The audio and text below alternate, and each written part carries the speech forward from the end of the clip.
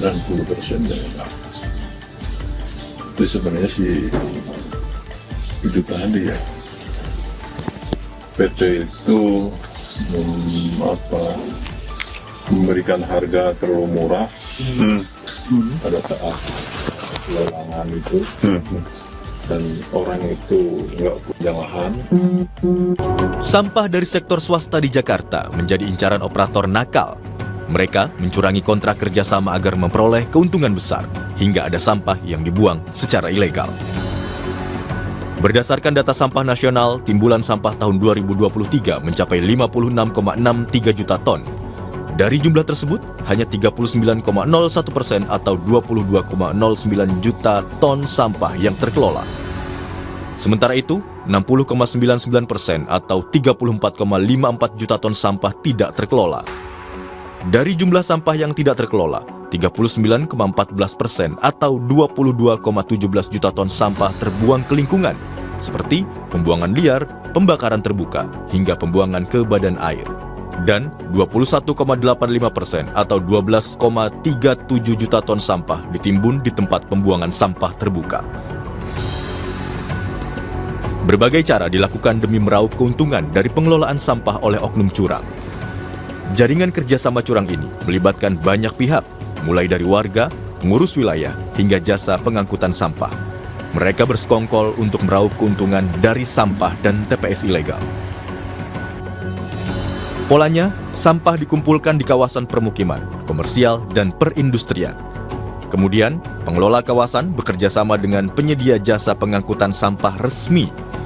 Lalu, pengangkutan sampah resmi bermitra dengan pengusaha truk liar. Hingga akhirnya, pengusaha truk sampah ilegal membawa dan membuang sampah ke tempat pembuangan liar atau ilegal.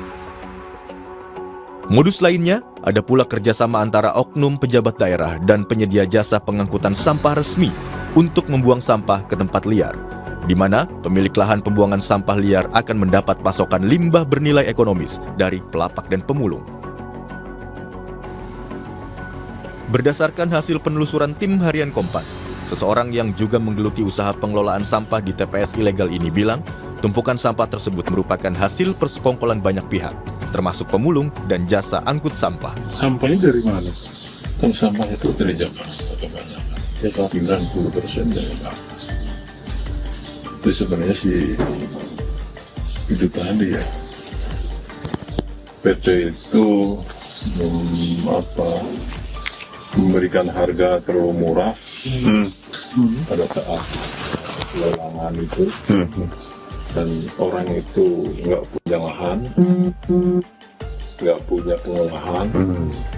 Harusnya kan begitu. Iya. Standarnya Standarnya ada sampai pengolahan tuh Pak. ya. Ternyata nggak punya. Persyaratan itu cuma pinjam punya orang,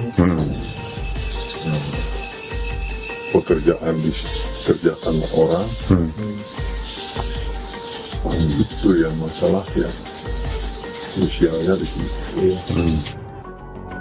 Jika mengacu pada peraturan Gubernur DKI Jakarta tentang kewajiban pengelolaan sampah di kawasan dan perusahaan, tertulis jelas bahwa pengelola kawasan yang meliputi kawasan permukiman, kawasan komersial, dan kawasan industri wajib melakukan pengelolaan sampah di dalam area atau fasilitas yang menjadi tanggung jawabnya.